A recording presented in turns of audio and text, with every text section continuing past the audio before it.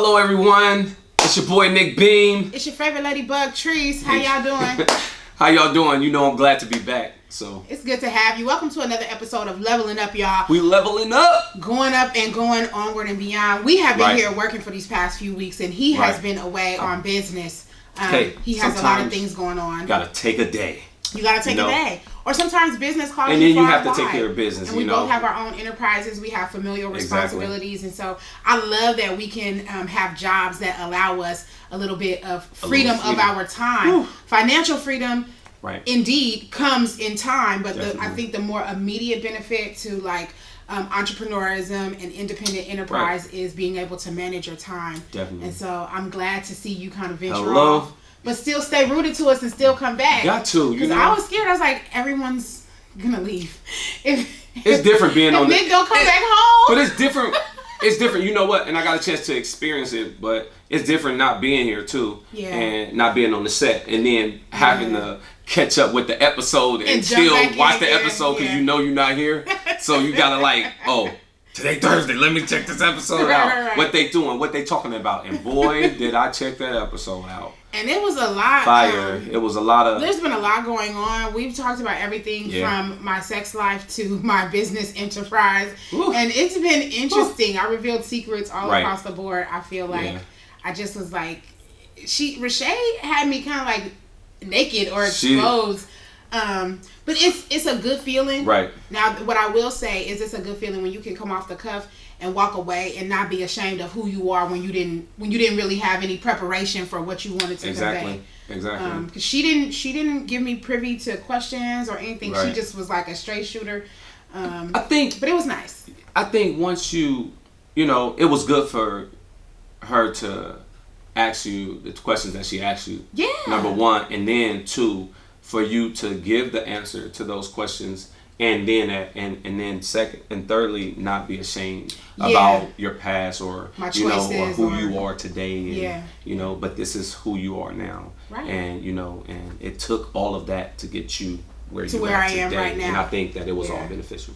And I think it's helpful. I think good, earnest conversation is helpful. And so that's why I'm excited today, you guys, because we're gonna keep the flow going. We're gonna have some good, earnest, uncut, raw conversation with Nick Beam. And this is really a nice chance for, the viewers who love you, and everybody knows and everybody loves Nick, and you're extremely famous. Everybody loves Nick. They do. And they do. They'll tell you. Y'all drop them a comment and let them know how much y'all love them. But you're definitely somebody who is a pillar of your local community. Mm-hmm. You're a pillar of broader communities for people who have only met you by way of social media or performance engagements, speaking engagements, but may not have spent intimate time with you. Right. As well as the fact that a lot of ladies want you. They want Nick, or they want a guy like Nick. And so I think this is a good chance to just have a conversation that lets us kind of have some insight into who you are, where you are in terms of, we know that you are so grounded in faith, but I want to talk about where faith intersects with humanity and flesh, where faith meets everyday life. I want to talk about your personal views on marriage, what you feel people should be doing, what you are doing. I want to talk about where you are with that process. I want to talk about how you view a sex life and how that fits into your faith and marriage and all those beliefs, and what you're doing personally with regard to that form of intimacy. So you ready? There's no other way to be ready for this. Because we're going to have some question and answer. Because I kind of wasn't expecting, but... That's okay. But this is good. It's good. You get to sit in the seat that I sat when she dragged me. And it looked all hot. On TV. And it looked hot. It was nice and warm. All right. When you sit in the seat and you like, somebody been here. Somebody was here before. That's how I felt. Right. But it's okay. So let's just get right into it. I want to talk about marriage to start. Let's talk about the covenant that you make with yourself and how that then either strengthens or transcends into the covenant that you make with God and into your spiritual faith. Like, tell us about how you feel those two play a role with each other. Let me start here. I'll just start and kind of give you an overview. I was married for 15 years. That's a long time. I had, and I got 3 beautiful children out of that. That's amazing. Out of that marriage. I was young. Yeah. I think I got married at 20. I want to say, and was married for 15 years. That marriage came to an end from a decision that I made on my own one day. And sometimes the decisions we make, we don't realize them at that time. And I can be transparent today about it. When I look back after being in the church and trying to get yourself back into a place and get your mind back into a place where you're steady and you feel like you got some stability, and then you're under leadership and you're trying to find your faith. When you have those things in order and those things are working for you, things could work out really great. But when you don't, you kind of tend to make the decisions that we tend to make the decisions sometimes that we make because we had not the knowledge of what we were doing. That's right. From the beginning. So, or you knew, but you didn't have the support to go or the support way. Yeah. And sometimes those things happen. I wind up making the decision that I didn't want to be married anymore. So I went. He sees me. Okay. He sees me ready to ask something. Yeah. Because I know it's convenient to let you, and I thought about it. I started not to ask anything, but I want to ask a tough question, which is what we're going to be doing today. Right. Would you change your decision? And that's what I was going to get into. So, in making the decision that I made, and of course, I'll tell you this: no marriage is perfect. That's I don't think. That's right. I just wish that, that I wasn't like that. My mind was in a different place at the time, and that I knew more, that I had more support, that I could have sought out counseling earlier. Because at that time I really didn't want to hear from anybody because I felt like you wasn't married to the person that I was married to. Like, you know what I mean? Like, how could you really understand this person and you don't know what I'm really dealing with, and why should I let you into what I have? Like, you know what I mean? Yeah. And the way I looked at it is if, here are two people, this is our first time, both of our first time being married, and we're experiencing everything together for the first time together. So, right. Like, how does that work with bringing in something just because you've went through something in your marriage? But I do understand that right now and how helpful some information could have been to me, and I do. You do what? If I could have made a better decision, then I would have, but I didn't have the tools to make that decision then. I know better today. Okay. Understanding that God honors marriage. That's right. And that union it could be so powerful if we just go about it the right way. Also, if we're taught the right way, if we're open to being taught the right way, and so that's where I was then. So I'm divorced today. Been divorced for a couple of years now. And just for clarity's sake, because this is I understand why Rashay asked some of the questions when the producer was on and she was interviewing me. I didn't feel it in the moment. I was just like, I felt very much under the gun and like, why would she ask me these things? But I get it looking back at the episode and now in hindsight, because we understand life in rear view only, right? You think like you're saying, you think you understand it going forward, but you could never understand until you look back. So I just want to get a bold and a blunt yes or no on the question, because I feel like we still haven't gotten the blunt answer. I got y'all, don't worry, I got y'all today. Knowing now what you may not have known then. Had you known then, or if there were a way now to not have all the time and distance and things that make it impossible to necessarily go back, would you go back and undo that decision?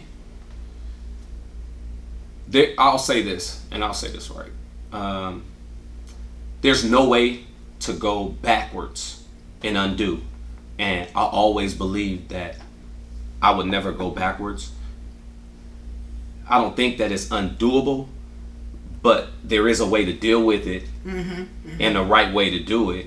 To do everything. And I would make a different decision today. If you had the ability. If I could. That makes sense. Like, And that's fair. Yeah, I don't know what other people would do, but I definitely already had that, like, that talk with myself. Like, once I figured it out, I was like, Nick, you could have did a lot of things, and a lot of things different. And I can say honestly that I would never blame her. I don't think she ever. I don't think that she ever blamed me. Right. But it was just decisions that were made that were bad decisions. At that time. You know what I mean? So, and that's the way I saw it. Of course, I made a lot of mistakes. I caused a lot of friction, you know, in my marriage, and I can be open and say that. And but as a man and the character person I am today, and I think I've always kind of been the same. I've been very open. I'm very blunt about a lot of things, but that's the only way that I can learn from what I've, you know, from the mistakes that I've made. And so I have to be honest with myself in that area. And so I would have definitely did things different. Now, as we talk about being able to look in hindsight and understand things from a place of looking backwards, and we're talking about marriage, we're talking about covenants that we make spiritually to keep ourselves sacred and to hold our faith in such a high esteem that it serves as a guide for how we make decisions. And our particular faith, you know, and I believe, like I said on the episode with Rashay, in any faith, I don't care what you believe in, agree or disagree with that statement, because I believe God gets the glory in all things. He made all these things as just different ways to worship and praise and have a grounds for living, is what I believe. I don't care what you call it. But that being said, all of these faiths have rules to hold yourself to a standard, right? So none of us is free, even if you say, well, you know, I believe in XYZ and you believe in ABC. Okay, well, they both give you guidance on how to interact with the opposite sex, on how to build communities, how to live, how to make babies, and all those things. So with that being said, talk to me about how men and women interact with regards to incorporating sex in relationships before marriage. Let's talk about, and I want to be real. Like, we can talk about things and quote scripture and talk about it from a biblical point of view, but when you in the bedroom and like the undergarments come off and you looking with fleshly eyes at a fleshly body, let's talk about the decision to take things further and like how that affects us and some of the things that you may have learned now that you may not have realized before. And just kind of where you are in that process. What do you think is the responsible party or the leading party for how we deal with each other? Like, one of the things that Rashay and I talked about is men and women and who's responsible to say no or to stop it before it crosses that line, and to keep of what's okay and what's not in the bedroom. When before you're married, and of course because once you're married, the bedroom is undefiled. Okay, yeah. So we know that before. I would say the men, like as men, we're supposed to be leaders. Like, you know, we're supposed to be the head, you know, and not the tail. So when you understand, you know, what's at stake, but it's not until you really have a clear understanding of what's at stake and what it means. What do you mean when by you what's can make at stake? Like, once you have sex without being married, that's a big thing to deal with. You think the relationship is ruined? You think people who have sex before marriage, once they've had sex with each other, that they could never go back to a place of purity or innocence, like start over? So it wasn't the sex that probably made it unpure from the beginning. It was everything before. All of those conversations that you were having that you wasn't supposed to be having, probably staying up late on the phone. Why are you doing that? But there's a way to go about starting a relationship too, as well, general, that I believe. And I've been trying, and you know what's crazy is that I actually was nitpicking at my pastor a little bit, trying to get her to, you know, kind of tell me a little bit, because definitely I want to be in a relationship again and I want to be married again. But I was just trying to figure out, how do you date somebody? How am I supposed to, you know, how do I do that again? Am I supposed to date? Like, dating is dating. So if I go out with you and I'm dating you, and does that mean that I don't know really if I want to start pursuing you in a relationship, or can I date someone else too, because it's dating, and I want to find out and have an option of what I really want, or am I supposed to figure that out in that one person first and then move along? So it's like, what is dating? Like, what do you consider? Because a lot of people, and when you date, you have to kind of stay at a distance. So it's not coming to my house after. Exactly. Like, you know what I mean? After you bought me dinner and all of that. Like, it's not. Go to our separate homes. So it's not that. So we have to put a lot of things in perspective of how we do things. And I think a lot of things are not thought out. You're saying that you don't want to be in a relationship, but yet you want to come over my house after you take me to the movies. You're doing the relationship stuff. So if you're doing all that stuff, you already know you're in the wrong. Period. Because from the beginning. So we're sinners. So by nature, right? And so everything that we do, we must make sure that we're doing everything right. Now, when you talk about rules of engagement, again, I want to go back to the male-female responsibility, because this is a really big thing in real life. Right. Like, it's easy to just say, oh, well, both people have a responsibility, and you know what you're supposed to do, and everybody reads the Bible or reads your dogma. Okay. Fine. Right. Yes. Okay. We know. But because it's true. In real life, right? Men, and I'm gonna be real blunt and transparent to my own experience. In real life, as far as the African American community goes, and a lot of other communities of color that I've seen, men are coveted. We want one. There aren't enough of them, and if you don't do what you need to be doing to get and keep one, then he's excused if he leaves or steps outside of that, and you lose out because you didn't get it. But on the flip side, women of color of all nationalities are coveted in their communities and held in high esteem as well. So first of all, we have to know our value, which is what I think you were talking about. Definitely. Knowing who you are and where you are in life. I believe highly that, like, the character of the man that you display, that you put on display, is important. Like, and that's everything. Like, your name mean a lot to you. Yeah. So your relationships to God should mean a lot to you. Yeah. You know what I mean? To want to live right should mean a lot. To want to do things the right way should mean a lot. What type of values you have and you uphold. As a man, I know I've made a lot of mistakes. Some of those mistakes was going to the movies, and for whatever reason, because things got maybe heated over in one area, it was like, what you doing after? Right. You know what I mean? That's just what it is. That's just how it went.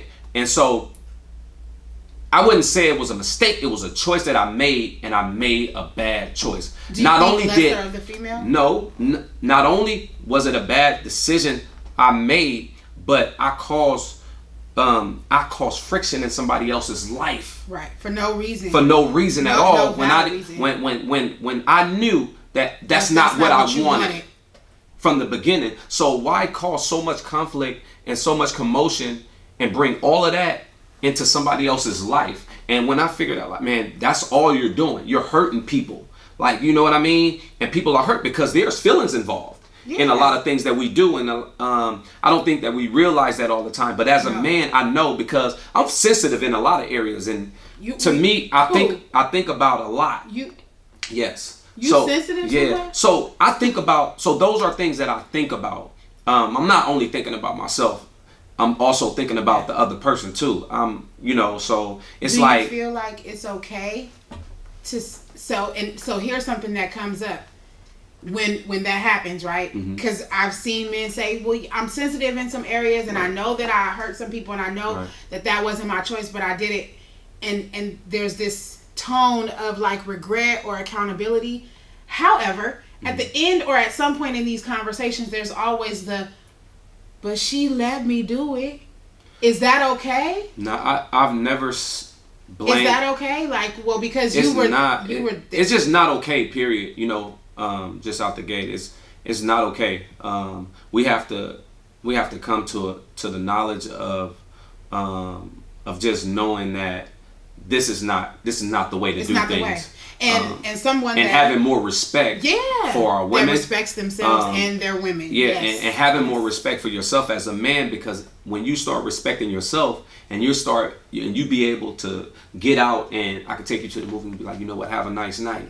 Have a good evening. You know, have a good evening. I'll say, you know, that type of stuff. Women, it's so respectable. You know, it's like, they it's like the best that. Feeling like it's ever. Nothing wrong with that. You know what I mean? But learning what it takes to be able to hold yourself back. You know, and be able to say, you know what? No, we're not doing that. We're not doing it. It's not right. It takes a lot, but the more you are able to do that, the stronger you become. Practice and you have to. It's like everything else that we practice. If you work at it, you're going to get better at it. You're going to get that much better, that much stronger. It's like a bodybuilder. He's not going to get stronger if he don't lift no weights. Because guess what? But you got to put the work in. And that's what happens with relationships, with marriages. You gotta put we don't want to put the work in, and we're not getting any stronger because we don't want to do the things that's necessary for us to do to become strengthened by. And it's hard. I've heard from men that they've had experiences where they really liked a girl and it was difficult to kind of not. We don't like to use terms like mold and change and build, but this is what we do. We mold each other when we interact, right? Yeah.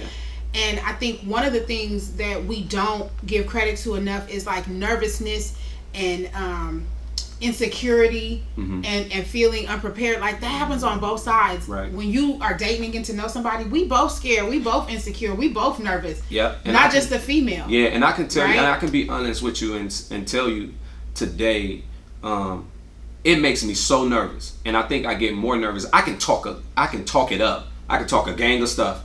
But when it comes down and I gotta take you out, or like, that's when I get nervous. Or then you start liking me, that's when I start getting nervous, because I did it before and we don't want to happen to happen again. Yeah. Today I'm more keeping myself back from people, and I think that they don't understand that. So I withdraw early. And it's early. And so it's too. Not, you know.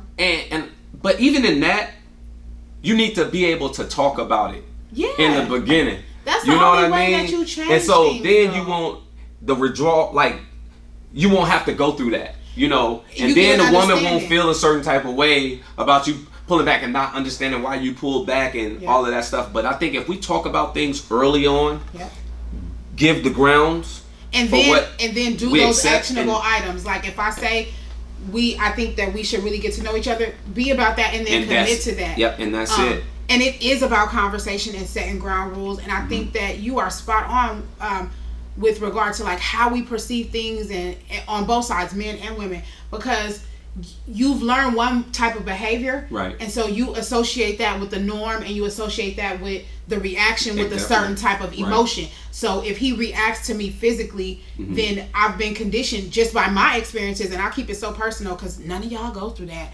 I've been conditioned to feel like that means something particularly emotionally, right.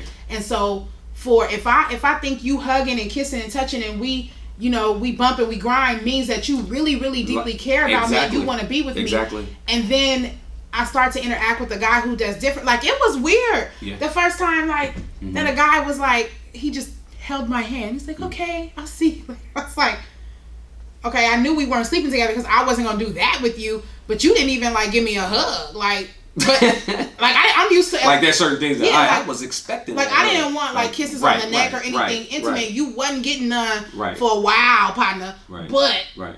the whole sternness of like the gentle hand touch, I was like, this is weird. Like, he doesn't like me like that. I feel like I should give you like half on the date now. Like, like, did you have a good time? When in all actuality, the conversations that we had later on, and no, it may not have worked out to where now we're not, like, it's not somebody I'm building a relationship or anything with, but it was such a beautiful interaction, and somebody I got to keep as a friend, right? Nothing venture, nothing gain.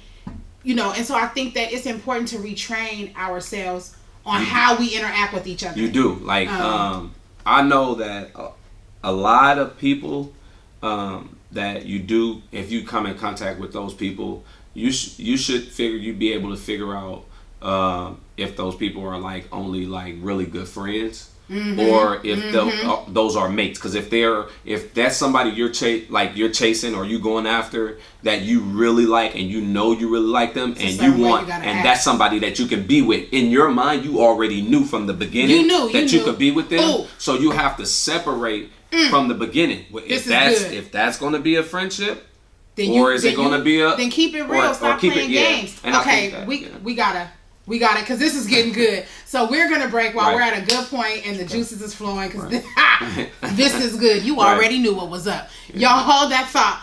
We'll be right back with you in a minute. We're going to a commercial. Favorite Ladybug Trees, leveling up.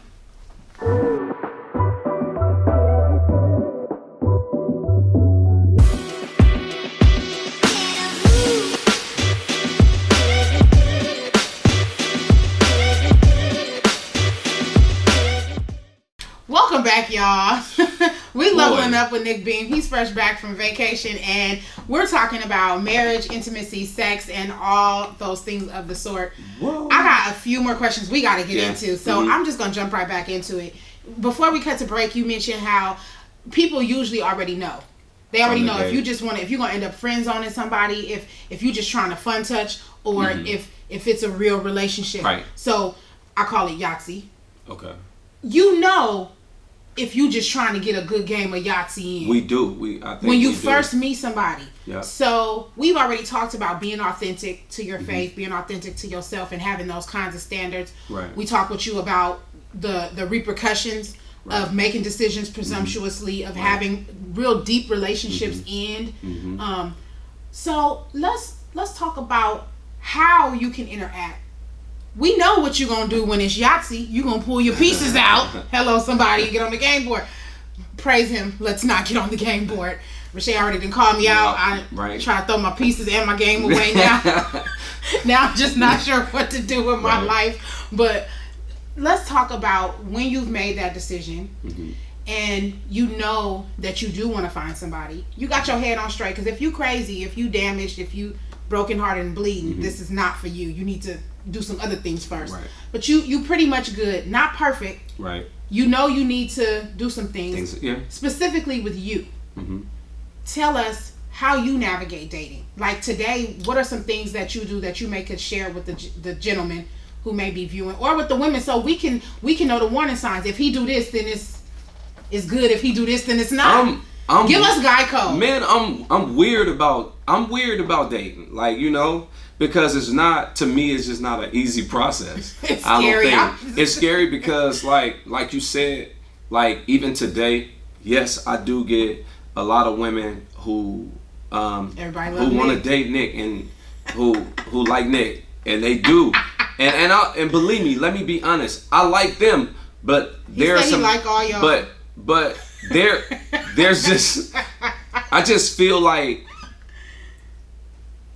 I know I'm gonna know what's right for me. When you need it. This time I need to make the right choice. And so if I've kept you at a distance or if you've been and I ain't been making moves, like it's because like I know that I don't want to make the same mistake over again. Right. You know, because we pay a price for continuing to make the same mistake and knowing you did something wrong. Yeah, and I don't want to continue to sin. That's the main thing. And I think that as a man, we need to start making just better decisions, even if it's the ones that's going to, if it's letting down somebody early, and you need to do what you need to do, because I agree. It just causes a big inconvenience in somebody else's life. So, and that's not where I'm at today. You know, and as far as dating, he's trying to beat me to the questions, y'all, because he don't want me to ask the tough questions. Go ahead, because I'm. So, are you dating? Are you open to meeting new women? Are you still looking for that right one? I don't think I'm ever looking. Can they get a date? If somebody is watching and she been going to church, she good in her faith, she feels like, you know, he's such a nice gentleman. Somebody out there got a niece, a granddaughter, grandbaby, great grandbaby, or something. Would Nick go on a date? Nick would go on a date, but I got a lot of rules. Okay. Now, it's not really a date. Now okay, that's just fine. Like going out. Will you go out in this quest and where you are right now in your life? Will you continue to engage? But are you going to abstain from sex until you get married? Is that a commitment that you're making? I already made that up in my mind. That's where I'm at with that, and I'm completely not having sex. So he will not be playing Yahtzee with y'all. I'm not playing games. Yeah. Right now, I feel like when you get older, it's time to like really kind of like get yourself together. Like, and I think, but this is only me because I realize that like. Is it hard? It's just no. Really, it's not. I think by you didn't have me any doing hard moments making that transition. The transition itself was hard, but I just been on top of myself because I think that the more and more that I'm faithful in my relationship with God, because that's my first priority is my relationship with Him. What does God desire for me? Like, what does He want for me to do? Do you think? And of course, you guys know, it's like we had so much in the episodes with Rashay, so I want to make sure we get, because it's very important to get a man's point of view. So, being the fact that you're already in this place, one of the things that I was telling Rashay with me, that it's hard because I don't know any men who are leaders like that. Like, I don't know any men who are willing to lead in that regard. Like, I feel like I'm always, like, it's always at odds. So, this is my question to you. Would you be able to, meeting a woman, being in this space that you are? We know there's a famous couple who they went on this journey called The Wait, and they've been able to help a lot of other people having a resource, a book that they put out and everything to be able to offer a resource. And it was really him who kind of set the standard and was like, I'm a pastor and I want to wait. And people judged him because they said he shouldn't have picked a woman who seemed secular or who seemed like she wasn't in that space. Would you be able to mold or encourage a woman and be a leader in that space? Or does a woman have to come already made where she's in that space of being stern and saying no Yahtzee? I'm going to tell you this, and I'll be just as honest as I can be. I don't think they come made or, ready like that. But I've seen all. I've seen the real ones. I've seen the fake ones. I've seen the pretenders. The good, the bad, the ugly. So The hot. It's not not so hot. that you have to be. You know what? You don't know who God gonna send to you. Hello. You don't know what His plan is until you ask Him.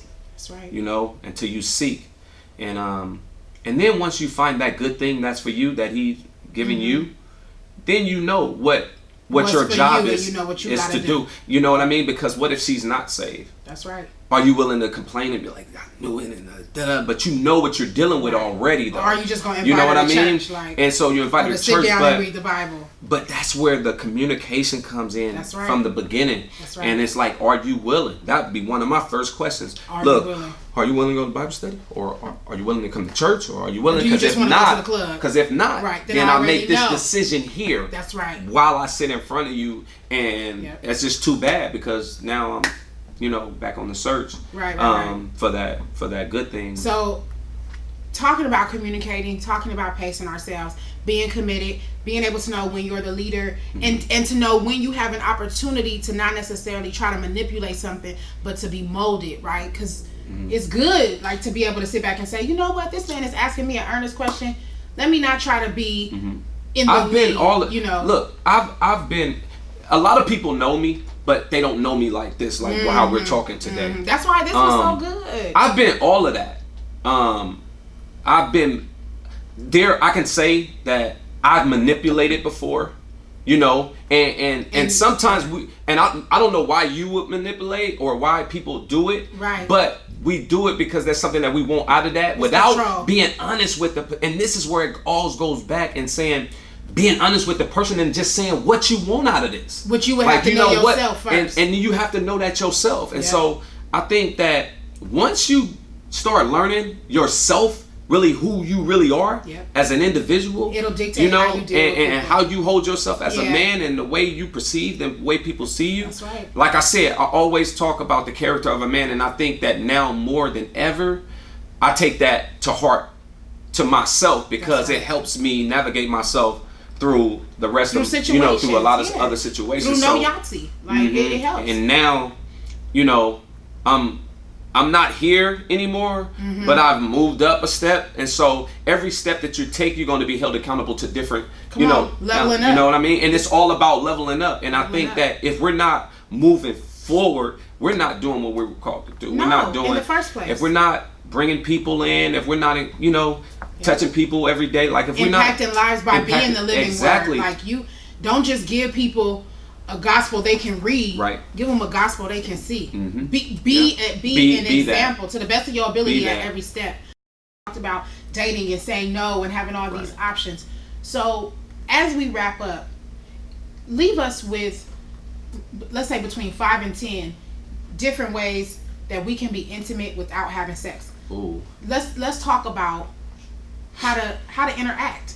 How can we build something, because you can't just be rigid. I think the most important thing to do in a relationship, you could be rigid, and believe me, and I still haven't done some of thing. these things yet, you guys, but I think the number one thing that you can possibly do is get yourself together. Work on yourself first. Make sure that your faith is strong, because that's where you're going to find your most strength. How do you interact? How do you interact and have a sense of intimacy? Because we know all that, and I love that those are the precursors, right? Mm-hmm. But now, so I've done that. Right. Now I'm dating. Mm-hmm. And you still going out consistently. Yep. And you still have to make those things. See, how do we have intimacy without going too far? So take like away me, sex. So let's just say like a date with me. Right. It's like I'm out. I'm gonna make sure that this date is about you, because what you want to do is you want to encourage the woman, and you want to leave on her mind that you're the right guy. Y'all pay attention. Like, right? Really? No, you do. You want to leave. Like, I'm very outgoing. I love having fun. So I'm gonna make her laugh. Like, I'm gonna leave that laugh in her belly probably the whole night. Yeah. Women like to smile. They want to feel good about themselves too. Not only do I have to tell her that, but I showed her that night. Ooh, without date, no, I'm just just saying, number is gonna increase. But it do increase. But you don't understand. But they all gonna be like, Rashay, how we find him? But that's me. So it's like, it's true. I overgo a lot, and that gets me in a lot of trouble too. Do you get what I'm saying? Then so putting out too much, and dangerous. What is too much? I don't think that I don't think that I can ever put out too much. I think that if I can get you to see me for who I am, and you can get a good glimpse of that, then you're gonna like what you see. Like, you're gonna be like, I can do that again. I can't wait to go on the next date. Here's a difficult one that I want to ask, and I know I cut you off, but it's because I really have to get this in. What are the phone lines gonna be blowing up? Everybody in America phone lines is gonna be blowing up today. Yes, they are. I can just see it. His dating intake is gonna like quadruple. They would be oh my God. Believe me. But let's go.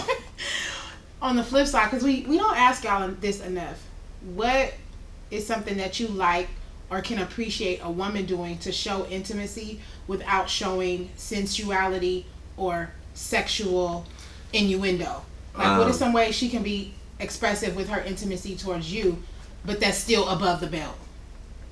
One thing that I like, and this always gets me, is I love talking.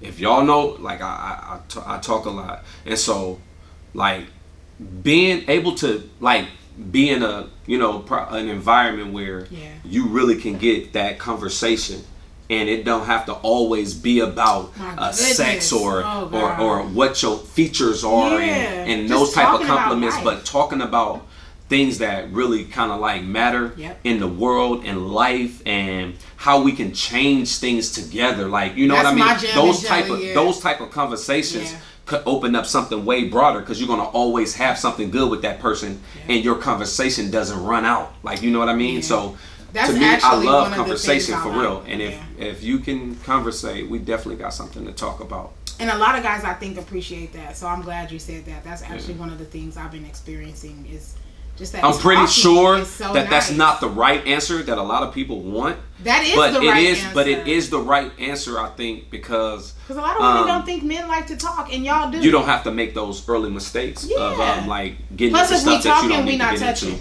That's what exactly, and that's where I love it. And that's it's easier. And there we go. And that's what I'm saying. Like if you're doing those things, then there's not going to be any problems with the other areas. So, all right, well, get your mind, get your life, fix your head, get it right. Let's get more intimacy of substance and less intimacy that's just sexually based. It's been good having this conversation with you. I think we need to have like a 21 questions episode. Like somebody needs to interview you, and somebody needs to interview me, and not us each other because we know each other. So we gotta find a female who's pretty and interesting and all this stuff to come in here and like give Nick a good 21 questions off the top. No. He's gonna do it. We're gonna make it happen. We'll see. You coming to an episode near you. Until then, y'all, stay ready, stay right, stay real, stay leveling up, and stay committed to your face. Stick with it, y'all. It's your boy Nick Beam. It's your favorite ladybug Natrice. And we are leveling up. Leveling up. If I ain't never told you anything in the world, I want you to know that Jesus is so real. Kingdom state of mind. If it ain't his word, it ain't kingdom. Y'all already know what it is. Hello. Be well.